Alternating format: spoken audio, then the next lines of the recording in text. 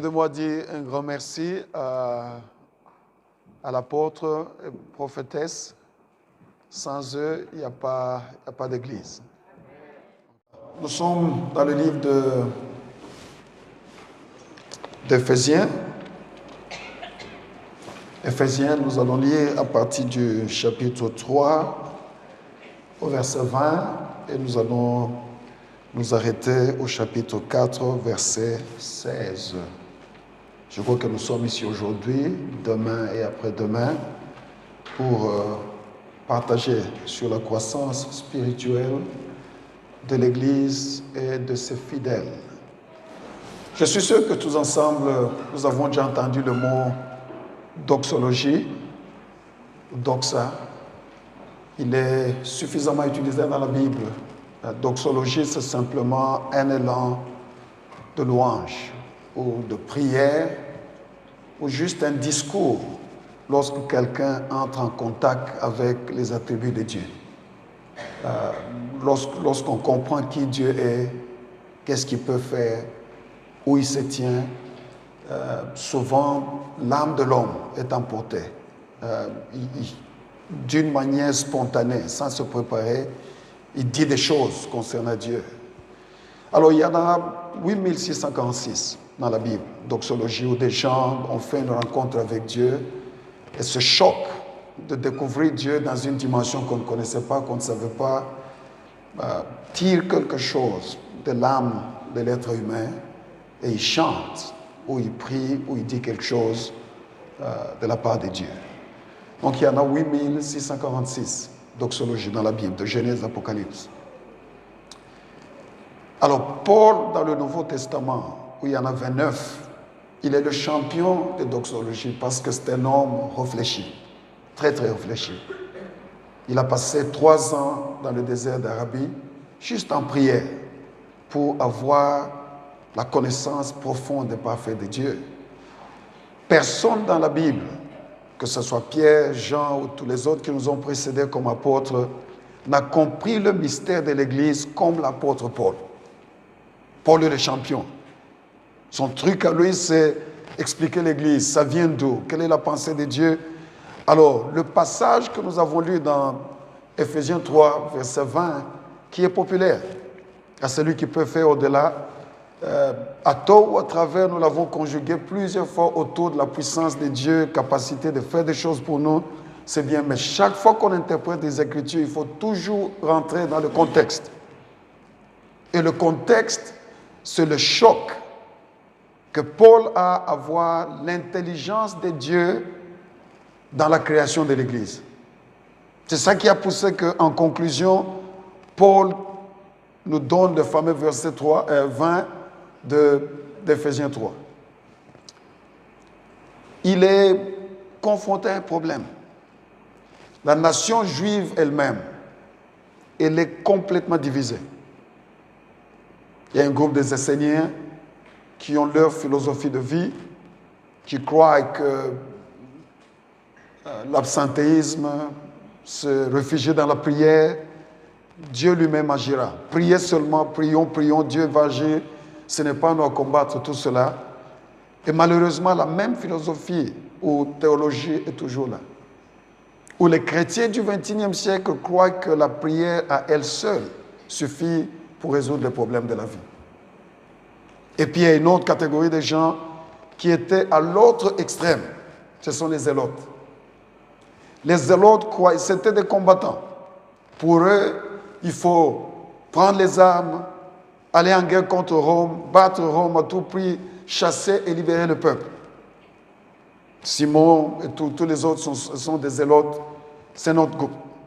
Esséniens et zélotes ne se mettent pas ensemble. C'est des ennemis jurés parce que la méthodologie est totalement différente pour arriver au même résultat. Et puis il y a les pharisiens. Le mot pharisien signifie simplement séparé. Nous sommes différents des autres. D'où l'esprit d'orgueil qui décime nos églises aujourd'hui parce qu'en se comparant aux autres, ce n'est pas de la sagesse. Mais eux, ils prennent toute la gloire, à savoir qu'on n'est pas comme les autres. On jeûne tel nombre de fois, on fait tel nombre de prières, On donne la dîme de telle chose, on fait de l'aumône. Avant même de citer le nom de Dieu, nous devons laver les mains, laver la bouche, ainsi de suite. Donc, ils se voyaient super spirituels. Un groupe à part. Et puis, il y avait les Sadducéens, où il y avait Matthieu qui a écrit l'évangile de Matthieu, on l'appelait Lévi. Eux, leur philosophie de vie, c'était, pour changer le régime, il faut composer avec le régime, entrer au-dedans et commencer à démanteler ce régime de l'intérieur. Donc, c'est des gens qui se compromettaient avec l'espoir de changer. Mais tous les 4 grands groupes, ils avaient un seul objectif, la libération du peuple de Dieu. Mais comment nous libérer? C'est la méthode qui change. Ceux-là vont avec la violence, d'autres c'est le spiritualisme à outrance, il faut prier, Dieu lui-même va intervenir, d'autres il faut compromettre, conjuguer avec l'ennemi pour le changer de l'intérieur, et les autres, lorsque nous sommes différents, nous allons briller, les gens vont nous choisir au lieu de choisir les autres. Et ces 4 groupes de gens ne se mettaient jamais ensemble. Ça, c'est le premier souci. Lorsque Dieu est sur le point de créer son Église, comment prendre les ennemis, les mettre ensemble pour qu'ils vivent sous la direction divine? En dehors de ça, il y a le conflit national. Les Juifs et les non-Juifs. Comment composer lorsque les Grecs minimisent les Juifs et les Juifs se moquent des Grecs? Vous connaissez tous l'histoire de... comment on les appelle encore? Le nom doit revenir. Ça reviendra. Je dois trouver leur nom. Pour ces gens-là, parce qu'ils étaient à moitié juifs, parce qu'ils n'étaient même pas complètement non-juifs, Samaritains, c'est le mot que j'ai cherché. Que Dieu te bénisse. Tu es loin. Les Samaritains, dans la loi juive, lorsque un Samaritain veut t'aider, même si tu es sur le point de mourir, autant refuser l'aide d'un Samaritain, mourir, que de recevoir de l'aide. Alors, c'était une société complètement divisée. Nous croyons qu'au XXIe siècle, avec la venue de Christ, les choses ont changé. Non. Nous avons encore la tension tribale, la division. J'ai rencontré beaucoup de gens qui viennent de vos îles des Caraïbes ici. Lorsque les Guadeloupéens parlent aux autres qui sont des autres îles, Martiniquais, tout cela, tu sens que la même tension existe encore. La couleur de la peau elle-même peut causer de grosses divisions. L'accent et l'intonation de notre français peut causer des divisions. La classe sociale, c'est encore un autre problème. Le sexe. Je suis masculin, je suis féminin. Ça peut causer division. Alors, nous pouvons aller groupe après groupe, méthode après méthode, philosophie après philosophie. Mais lorsque Paul voit que par la sagesse de Dieu, Dieu a su rassembler tous ces gens, les mettre sous un seul drapeau, une seule bannière, et en faire une église, Paul est emporté par la sagesse divine. C'est ainsi qu'il nous donne la doxologie de Éphésiens 3:20. Dieu peut faire au-delà. S'il a créé l'église, il peut résoudre n'importe quel problème. Oh, merci, il faut se faire amen. Je vais essayer encore, jusqu'à ce que j'ai un chrétien dans cette salle. Si Dieu a créé l'église, il peut résoudre n'importe quel problème. Si Dieu a uni les ennemis de tous les jours, il peut créer l'unité dans ta famille. Si Dieu a pu fixer ce qui ne pouvait jamais être fixé, rien n'est impossible à Dieu. C'est le temps d'acclamer. C'est l'évangile même, c'est le cœur de l'évangile. Lorsque tu viens le dimanche, aujourd'hui, vendredi ou demain ou n'importe quel jour de la semaine au culte, tu vois quelqu'un qui ne te ressemble pas, quelqu'un qui ne parle pas comme toi, quelqu'un qui n'a pas la couleur de ta peau, mais vous êtes dans la même église. C'est le miracle de Dieu. Alléluia. Atterrir hier, pour la première fois, être reçu tel que vous me recevez, parler comme s'il n'y avait rien, c'est le miracle de l'Église. L'Église, c'est la sagesse infinie de Dieu.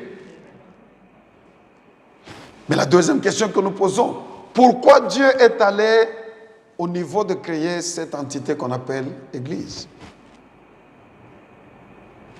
Dieu avait 3 objectifs.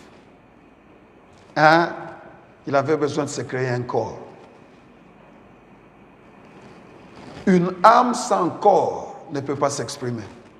Parce que la seule manière de savoir ce que mon âme ressent, ce que mon âme médite, c'est de voir ce que mon corps fait. Sans le corps, nous ne savons pas comprendre l'âme. La pensée de Dieu, les sentiments de Dieu, les priorités de Dieu, l'humanité ne peut pas les saisir s'il n'y a pas l'Église. L'Église, c'est le corps du Christ.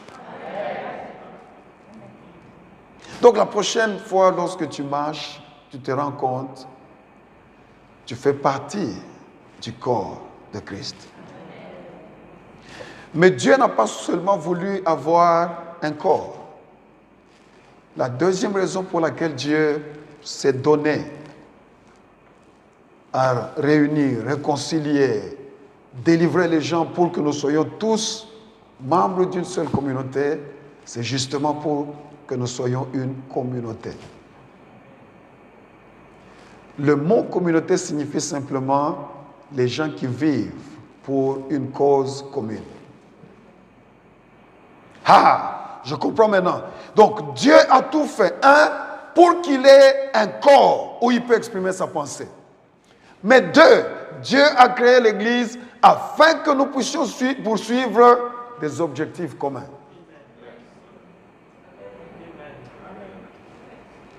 Mais 3, Dieu a créé l'Église parce qu'il avait besoin d'un levier pour changer l'humanité.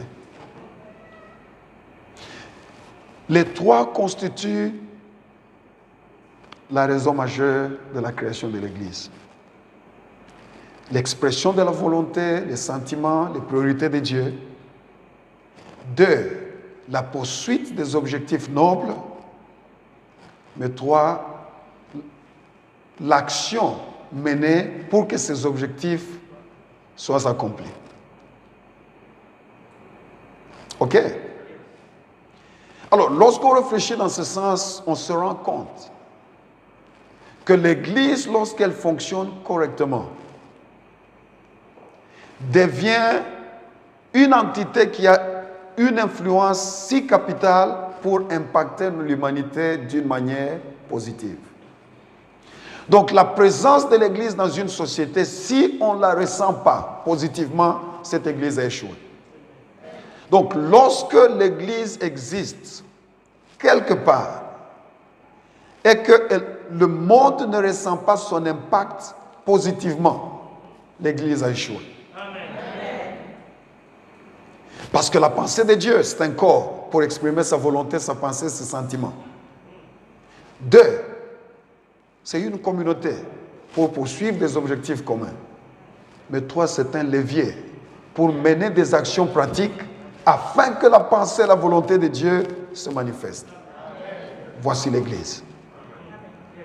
Donc, dans notre temps de chanter, louer, adorer, nous préparons un corps pour l'action. Lorsque le culte s'arrête ici et l'Église s'arrête au niveau du culte, cette Église a échoué. Ramenons un peu l'exemple au niveau où nous pouvons comprendre. La naissance d'un enfant ressort du miraculeux.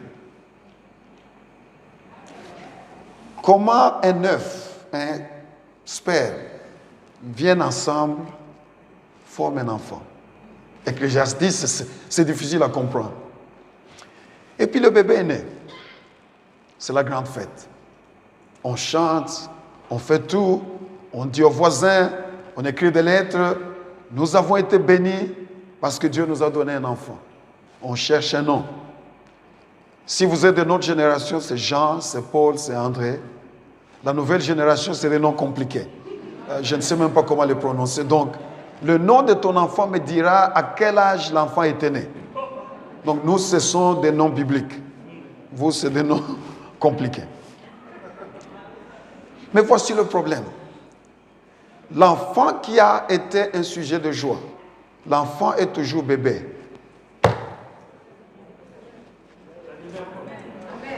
La joie se transforme d'aussitôt en tristesse. Oh, le bébé, c'est une bénédiction de l'Éternel.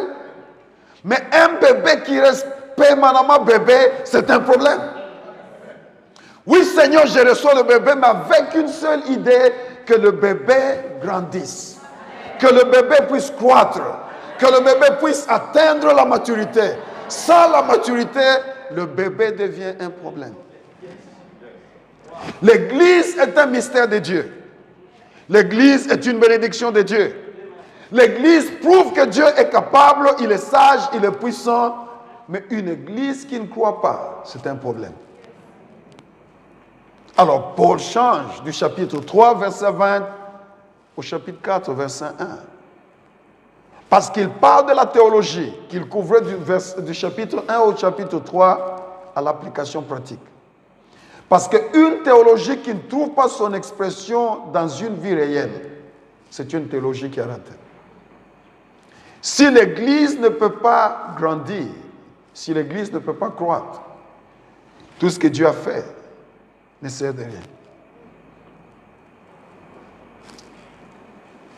Il écrit maintenant tout le chapitre 4, 5, 6 comme côté pratique de la responsabilité humaine par rapport à l'œuvre de Dieu. L'œuvre de Dieu, c'est la création de l'Église. La responsabilité de l'homme, c'est la croissance de l'Église. Alléluia.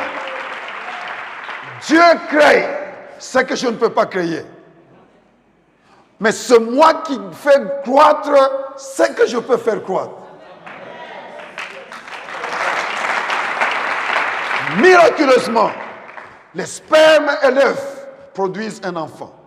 Mais dès lors que l'enfant est né, Dieu ne descendra plus avec les anges et des habits blancs pour nourrir mon enfant, changer mon enfant, l'amener aux études. C'est ma responsabilité. Oh, dis à ton voisin, c'est ta responsabilité. Donc, si notre Église ne grandit pas, si notre Église ne croit pas, si notre Église n'atteint pas la maturité, le ciel n'y est pour rien. C'est toi et moi. Et ce soir, on est venu pour juste échanger brièvement quelles sont les choses que les membres au sein d'une église locale, avec leurs dirigeants, doivent faire pour que l'église puisse croître. Alléluia. Alléluia. Dieu nous a fait grâce, on a 4 enfants et 5 petits-fils. De nos enfants, on a 3 filles et un garçon. Ils sont mariés, ils sont chez eux. Mais mon fils est grand. Mon fils est grand. Mon fils est grand. Mon fils est grand en français, en anglais et en latin. Il est grand. Non seulement qu'il est grand, mais il est costaud. Ma femme n'est pas grande. En français, en anglais, en latin, en créole. Elle n'est pas grande. Mon fils est grand. Ma femme n'est pas grande. Mon fils est grand. Ma femme n'est pas grande. Mais celle qui n'est pas grande a produit... Oh! Alléluia! C'est ça le mystère de l'Église. Lorsque tu trouves de bonnes gens, sans éducation ou avec éducation, ils vont te surprendre par ce qu'ils peuvent produire. Ah! Alors, lorsque j'observe ma femme et son fils interagir, ça me surprend. Mon fils peut terroriser tout le monde, mais il n'y a qu'une seule personne qui le terrorise.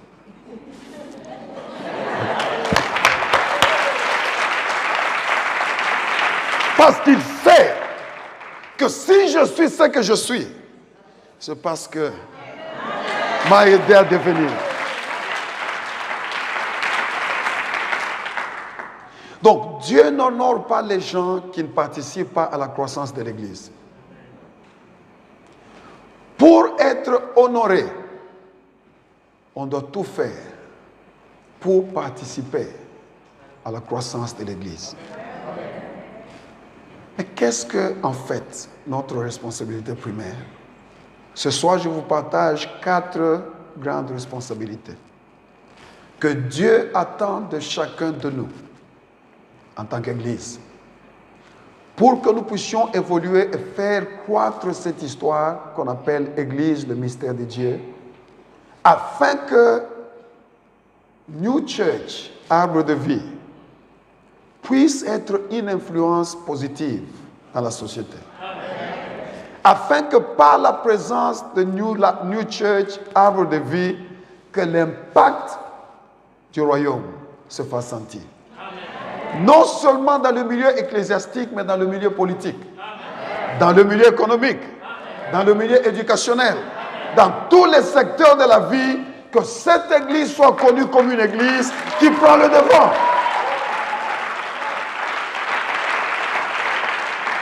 On a commencé avec une assemblée locale. Aujourd'hui, nous nous sommes multipliés, nous avons bâti 44 œuvres. Mais nous sommes présents dans chaque université. Les recteurs des universités, lorsque tu mentionnes mon nom, ils savent parce qu'ils viennent prier même chez nous. Nous sommes au niveau de politique. Parlement, la branche exécutive et tout cela judiciaire, nous sommes dedans. Nous sommes au niveau du sport. Nous sommes au niveau ecclésiastique. Nous sommes sur des programmes sociaux. Parce que lorsque l'Église fonctionne comme l'Église doit fonctionner, cette Église devient une influence positive pour la société. Je sais que ce vendredi, vous avez beaucoup travaillé, mais vous pouvez acclamer le Seigneur.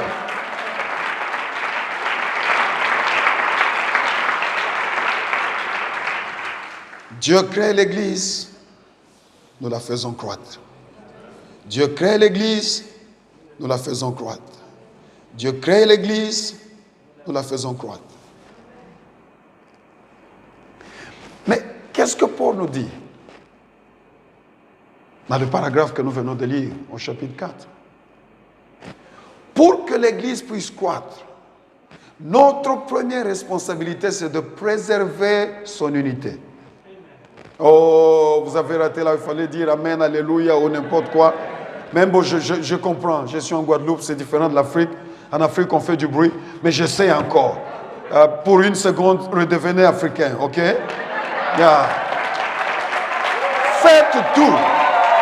Oui. Vous me donnez de la nostalgie. Faites tout pour préserver l'unité de l'Église. Pour que l'Église puisse croître, la première chose, ce n'est pas la prédication, la prière, c'est l'unité. Je répète encore. Pour que l'Église puisse croître, la première chose, ce n'est pas la prière ou la parole, c'est l'unité.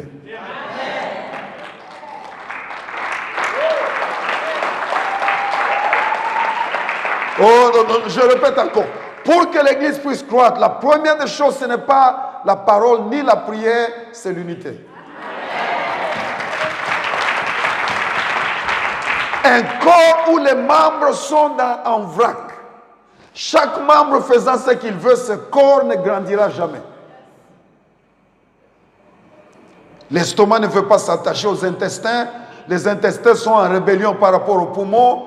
Les poumons et le cœur ne se parlent pas. Les orteils décident d'aller à la tête et les yeux sont aux genoux.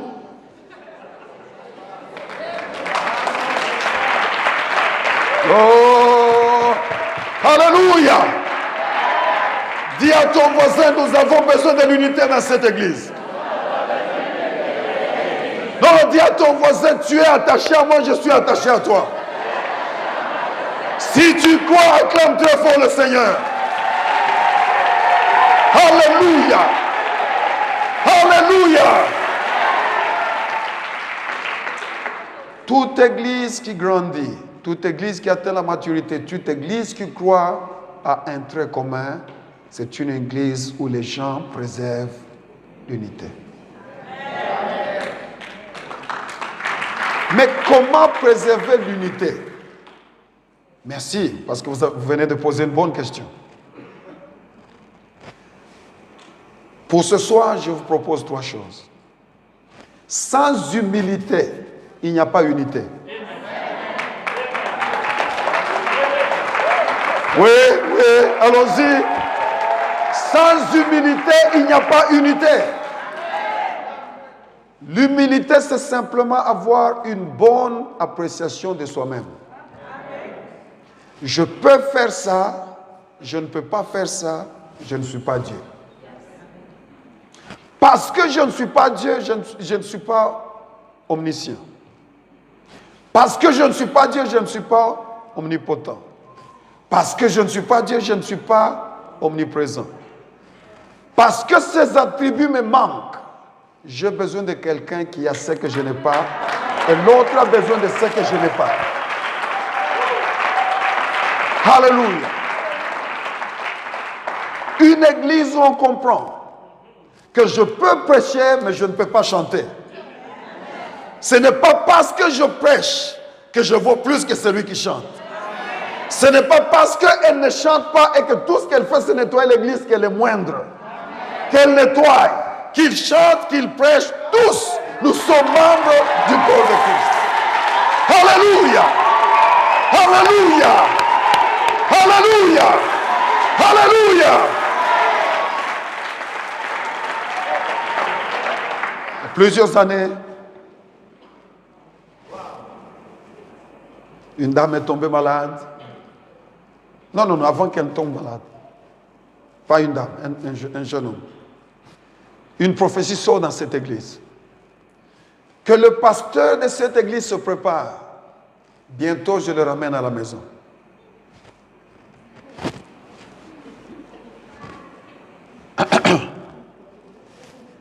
Que le pasteur de cette église se prépare. Bientôt, je le ramène à la maison. Il était pasteur. Le pasteur panique. Faites attention, les chansons que nous chantons, souvent c'est du mensonge. Seigneur, je voudrais être auprès de toi. Personne ne veut être auprès du Seigneur. Pasteur, c'est ça ton opportunité parce que la prophétie vient de sortir, qu'il se prépare. Le pasteur entraîne toute l'église dans le jeûne. Demandez la miséricorde à Dieu, j'ai encore des choses à faire, ainsi de suite. Après un temps, Dieu prophétise encore. Bientôt, je veux prendre le pasteur, qu'il se prépare. L'homme de Dieu commence à maigrir.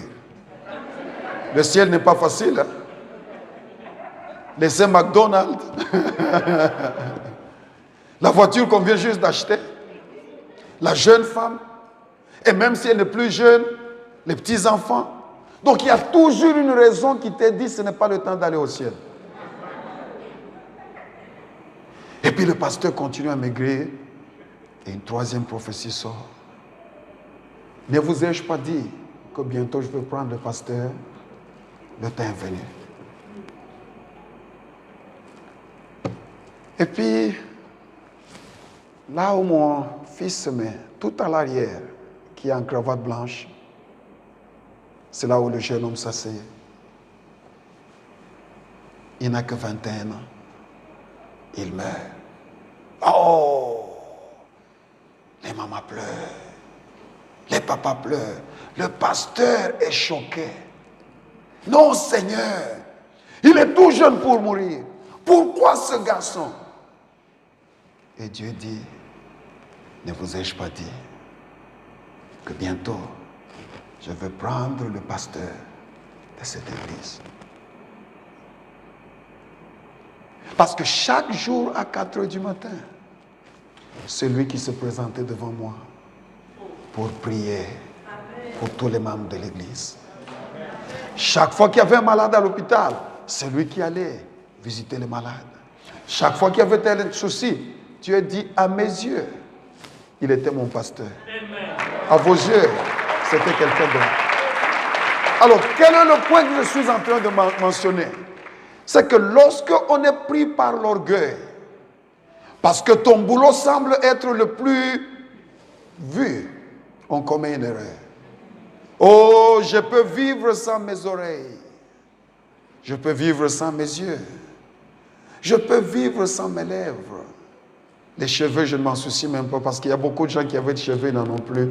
Je ne mentionne pas les noms, c'est le miracle. Nous sommes toujours vivants. Mais ce sont des choses sur lesquelles nous dépensons des millions.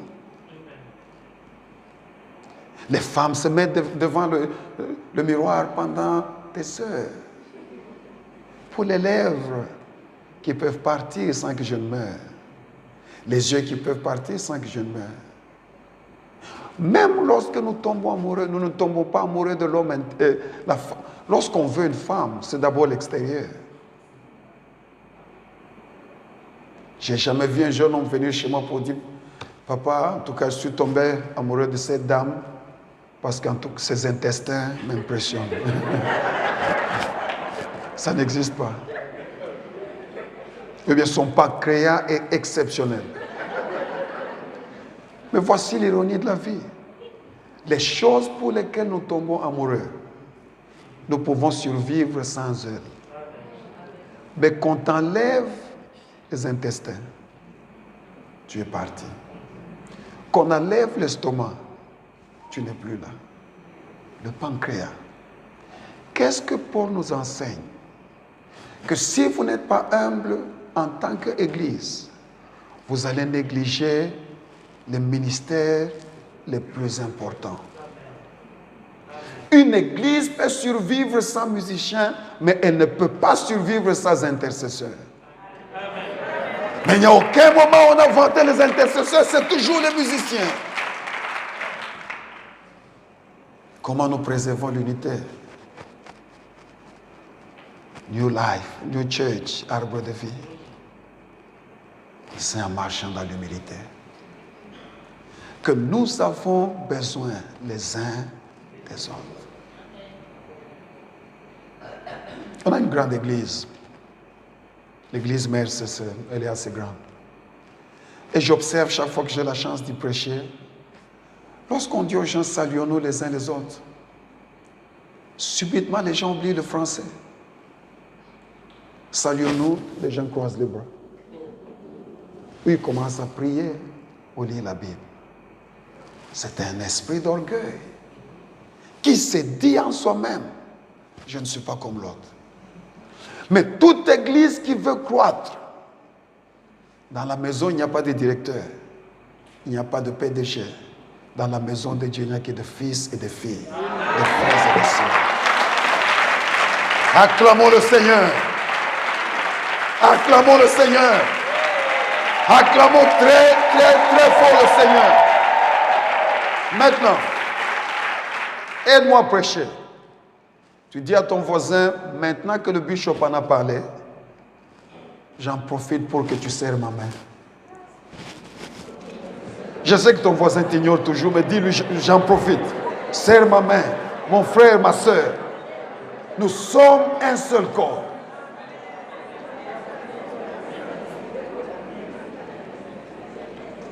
Si l'Église marche dans l'unité, je vous garantis prophétiquement, dans les 6 mois qui viennent, vous n'aurez pas de place pour mettre les païens. Vous n'aurez pas de place pour mettre les païens. Non, je le répète, vous n'aurez pas de place pour mettre les païens. Parce que c'est sous l'égide de l'unité que Dieu ordonne sa bénédiction.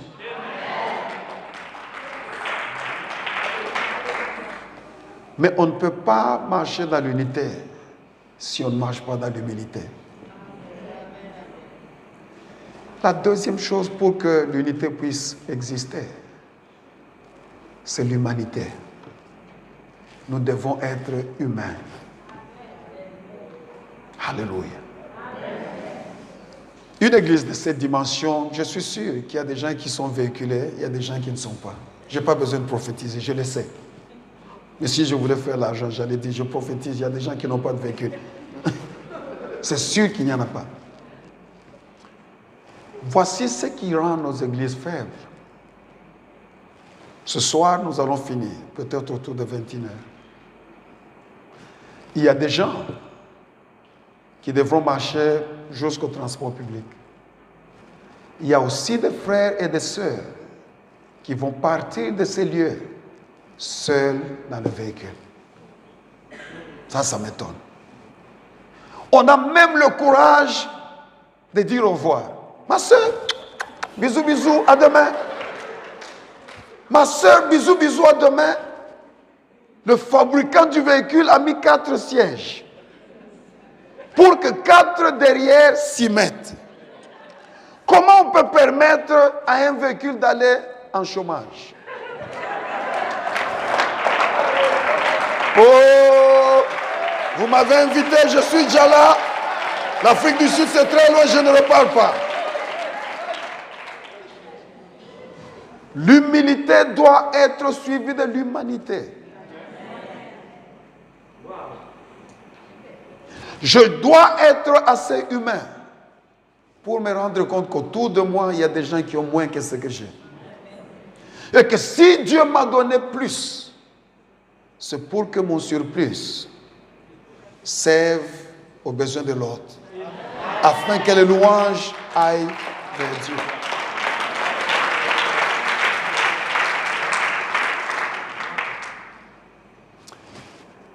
Ma deuxième fille, elle est en Allemagne.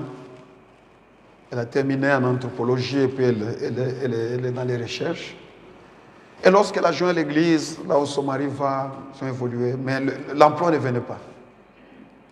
Jusqu'à ce qu'une dame qui est directrice d'une grande compagnie, une blanche, elle est des noirs, noir, blanc, et puis allemand, Afrique, c'est comme lui et le lot, ça ne se mélange pas bien. Mais celle-là, elle est chrétienne, vraiment chrétienne. Un jour, elle suit ma fille pour dire, Dieu m'a dit, je ne me repose pas jusqu'à ce que je te trouve l'emploi. Elle est directrice, ma fille est au chômage. Elle est blanche, ma fille est noire. Elle a toqué aux portes, elle a fait des coups de fil, elle a trouvé l'emploi à ma fille. Crois-tu que ma fille oubliera cette fille, cette femme? Ça s'appelle humanité. Lorsque l'Église devient humaine, c'est-à-dire tu te rends compte que la personne qui est assise à côté de toi, ce n'est pas par hasard, Dieu l'y a placé pour qu'au moins tu connaisses son nom.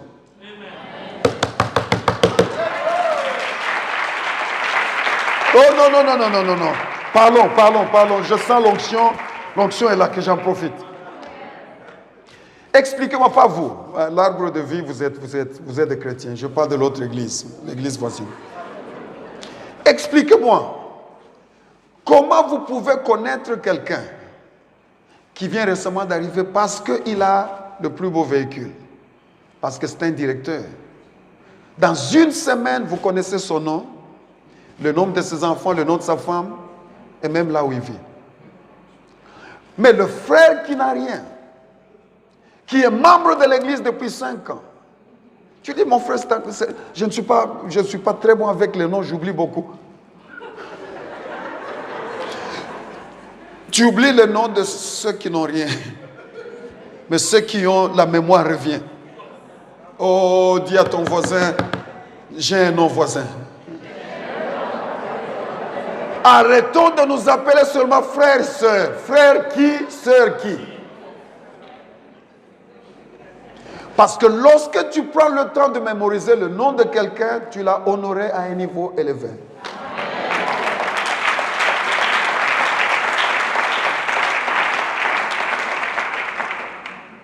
Donc je comprends L'unité, c'est d'abord l'humilité.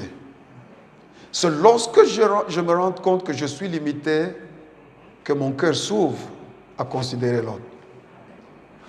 Mais l'unité, c'est aussi l'humanité. C'est lorsque l'amour m'anime que je peux chercher à ce que nous soyons unis. Mais l'unité, c'est aussi l'habileté d'être patient.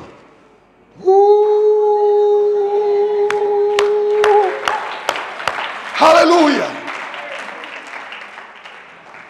Même le corps lui-même, il y a des temps où il se complique. Non, que je donne l'exemple que vous allez tous comprendre. Le corps mange sans contrôle. L'estomac est en difficulté. On ne sait pas dormir. Les jambes qui n'ont pas mangé. Les jambes qui n'ont pas mangé sont obligées de se réveiller 4 fois la nuit pour soulager un estomac qui a exagérément mangé. C'est l'estomac qui avait besoin. Mais c'est la main qui a fait du travail. Et puis, la chose qui n'a pas mangé, c'est elle qui doit dégager les excès. Je ne mentionne pas, nous sommes à l'église. C'est ça l'unité du corps.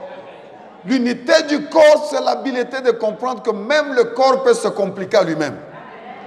Comment nous pouvons vivre, être si nombreux et croire qu'il n'y aura jamais de soucis?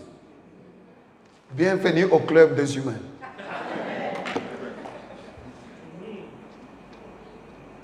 Donc, un petit problème au milieu de nous, tu ne dois pas partir. Non. Si je vous ai dit que j'ai 4 enfants, il n'y a aucun d'eux qui a plus de droit à la maison que l'autre. Ils se battent, ils sont chez leur papa. Ils s'embrouillent, c'est la maison de papa. Tu ne me fais pas partir. Si tu veux partir, toi pars. Mais ici, c'est chez mes parents. L'église, c'est ton église.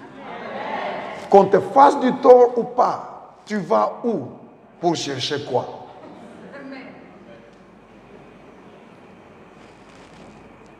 Oh non, c'est elle seule qui chante. Elle prend le micro à tout moment.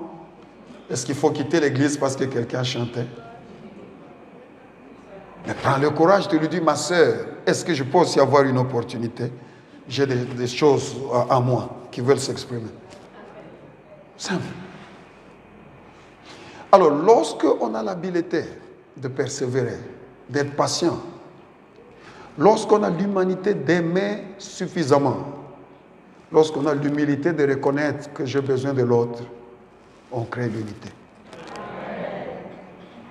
C'est ainsi que l'Église commence à croître. Sans cela, il n'y a pas de croissance d'Église. Souvenez-vous, Dieu crée l'Église. Les hommes la font croître. C'est ça. Dieu donne les enfants. Les parents les font grandir. Donc, au niveau de la croissance de l'Église, c'est ma responsabilité, c'est ta responsabilité, c'est notre responsabilité. Pourquoi nous devons la faire croître? Parce que Dieu tient compte de l'Église pour exprimer sa volonté, pour poursuivre des objectifs nobles et pour faire des choses qui vont faire évoluer la communauté. On a tout intérêt à faire croître notre Église.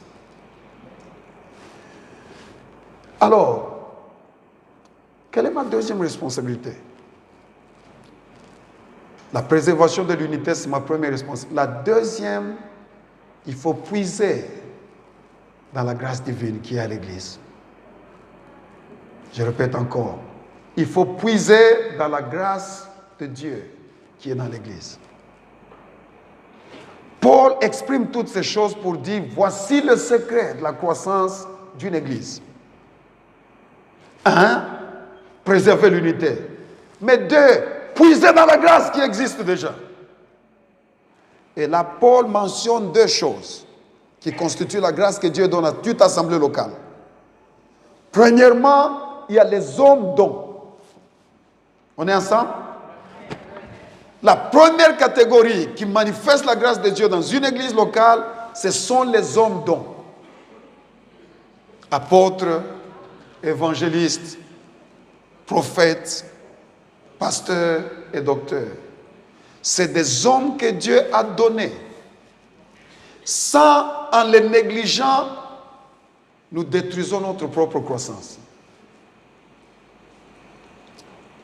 Ce que votre papa vient de faire, c'est de l'intelligence. J'ai telle grâce, je peux faire telle chose. Et pour telle autre chose, le corps de Christ est riche. Que j'invite quelqu'un d'autre, parce qu'il n'est pas mon ennemi, nous sommes tous membres du corps. Il a le don d'expliquer les choses compliquées et les rendre faciles. Le jour que tu veux quitter l'église, tu te rappelleras de ton estomac, qui font que des gens aillent aux toilettes 4 fois. Et tu te dis, si mon propre corps me complique, c'est normal que mon frère et ma soeur me compliquent. C'est ça mon cadeau pour vous.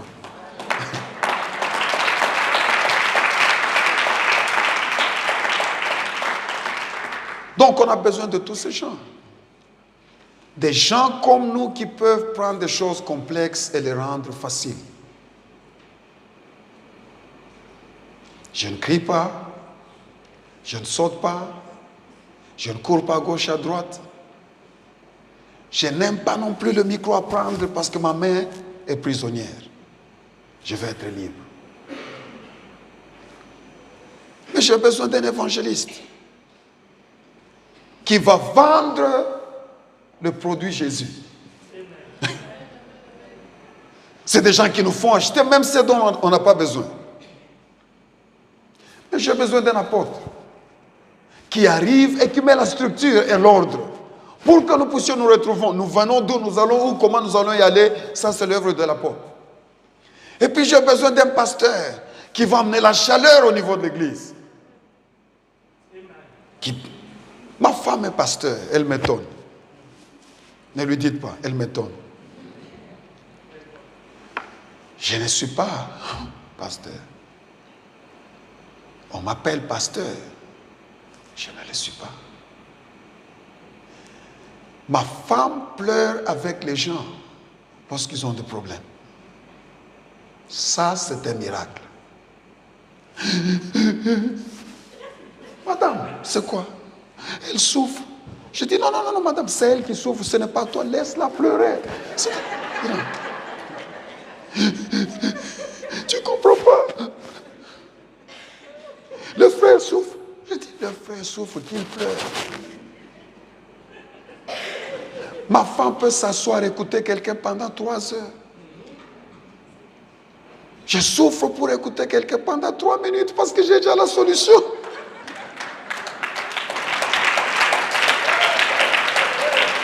Là, tu la vois te taper. C'est lui qui est venu, laisse-le parler. Je dis non, je vois où il va. Je dis non, tu ne vois rien, tais-toi. C'est le pasteur Anel qui parle. Je souffre pour visiter les gens. Elle peut m'en parler pendant 1 semaine. Souviens-toi, samedi, nous allons jeter. Oui, mon épouse, on va y aller. Mardi, samedi, on va. Oui. Plus les jours s'approchent, mon savoir baisse de volume. Le samedi, le jour du départ, c'est un combat spirituel. Il n'y a pas moyen de décaler, dit on décale rien, on y va. Mais est-ce que tu ne peux pas aller, moi non, nous y allons. Alors, lorsque tu as été marié pendant 37 ans, elle est la patronne, vous savez. Plus le mariage tue, la femme prend le dessus, on le reconnaît. Elle, c'est la patronne même. Et finalement, je suis dans le véhicule, nous allons visiter. On arrive là. Je suis dans tous mes états parce que je ne veux pas aller chez des gens. Mais elle est pasteur. On arrive, on trouve la famille. Oh, pasteur, maman, Bishop, vous êtes venu. Et la joie est là. 5 minutes plus tard, je commence à parler sans m'arrêter.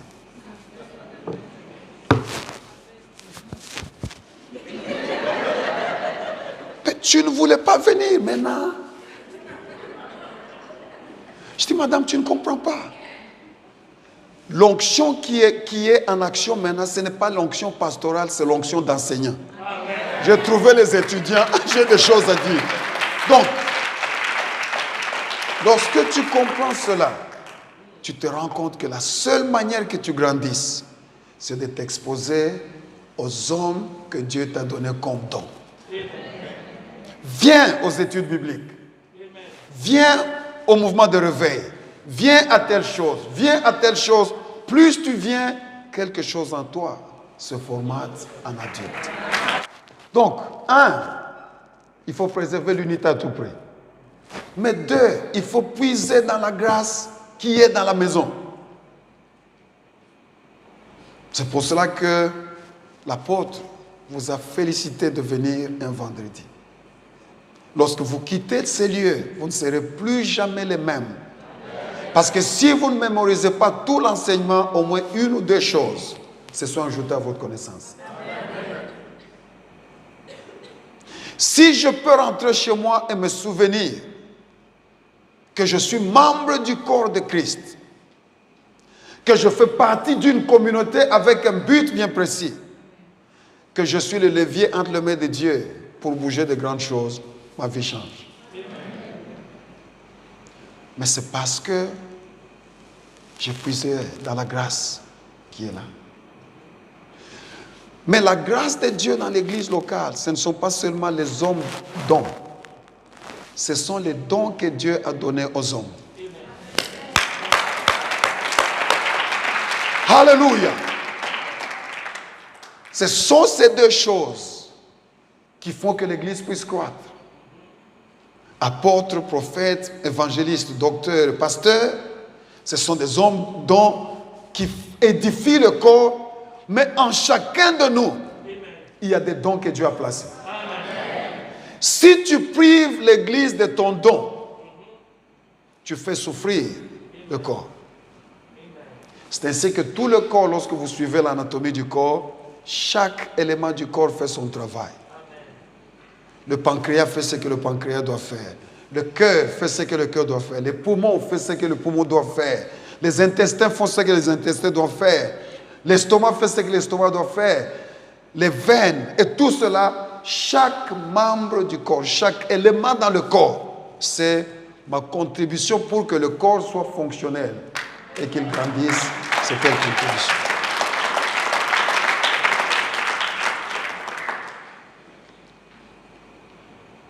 La question que je te pose ce soir, qu'est-ce que tu as reçu de Dieu? Et qu'est-ce que tu en fais? Nous avons vu des gens chez nous devenir membres de l'église, pas parce que je prêchais ou quelqu'un prêchait, pas parce que l'église a chanté, mais simplement parce qu'on a des gens dans notre église qui ont le don de sourire. Oh, vous m'avez bien entendu. Leur don primaire, c'est sourire. Même lorsque tu es venu déprimé, dès qu'il sourit, la dépression fuit. Je leur dis, souriez du début à la fin, même sans raison. Ça fait quelque chose. Tu ne mets pas dans le service de protocole quelqu'un qui ne sait pas sourire. C'est un suicide. Frère, assieds-toi là. Sœur, non, c'est pas l'armée, c'est l'église. Maman, laisse-moi tranquille.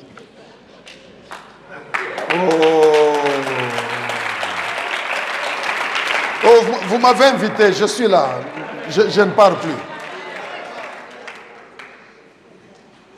Si ton visage ne sait pas sourire, c'est un message divin que tu n'es pas fait pour le service de protocole. Tu n'as pas besoin de prophétie. Ton visage lui-même, c'est une prophétie. 2.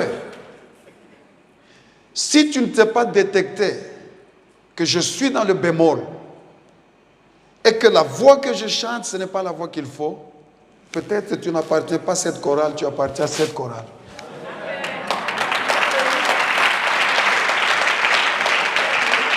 Parce que dans cette chorale-là, nous vivons sur la grâce divine.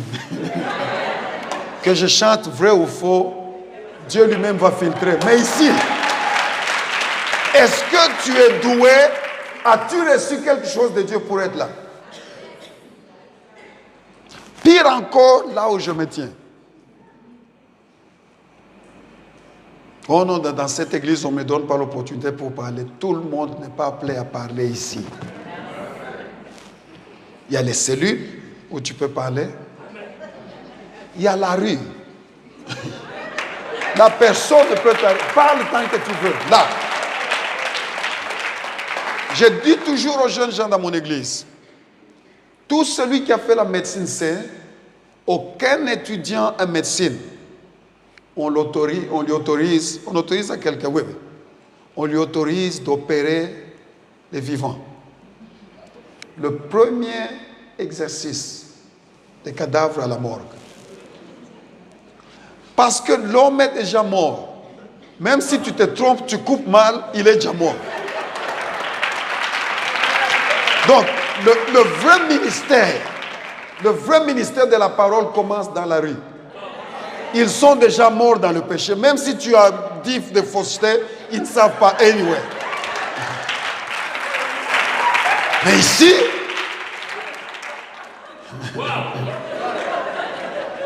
oh. Donc, la famille Rama a compris. La chair, on ne fait de tour avec personne. C'est lorsque je sais que tu as à dire que tu peux dire. Et puis le mensonge que nous nous racontons, il n'est pas vrai. On bloque mon ministère. Si un humain peut bloquer ton ministère, tu n'en as pas. Parce que le ministère qui vient de Dieu est très têtu. Lorsque tu le bloques, il explose avec tout. C'est ça le ministère qui vient de Dieu. Oh, moi je vais aller prier ailleurs. Dans cette église, on bloque mon ministère. Si un homme a l'onction de bloquer ton ministère, il ne vient pas de Dieu. Le ministère de Dieu est têtu. Tu essaies de le bloquer, il te fait exploser, il fait tout exploser parce qu'il est le ministère.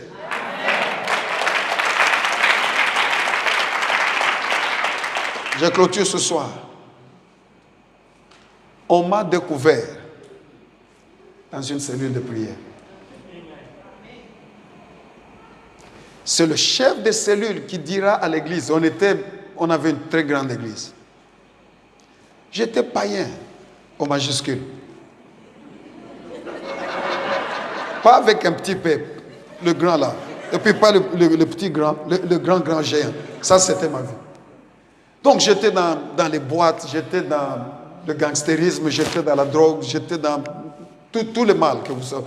Et je sais que le diable a fêté les jours que je me suis converti, parce qu'au moins il y a un danger de moins en enfer.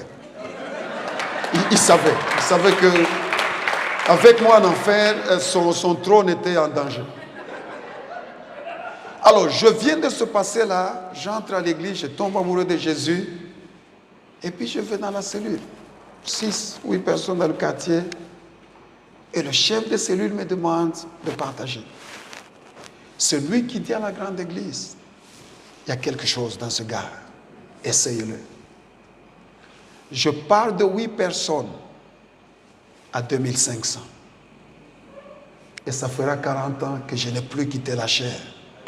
Parce que le ministère est têtu. Têtu. Ce soir, lorsque nous allons à la maison, souvenons-nous, il y a des hommes dons et tous les hommes ont reçu des dons. Amen. Prends ce qui est en toi, mets à la disposition de l'Église. Voyons à quel niveau l'Église va croître. Voyons à quel niveau l'Église va croître.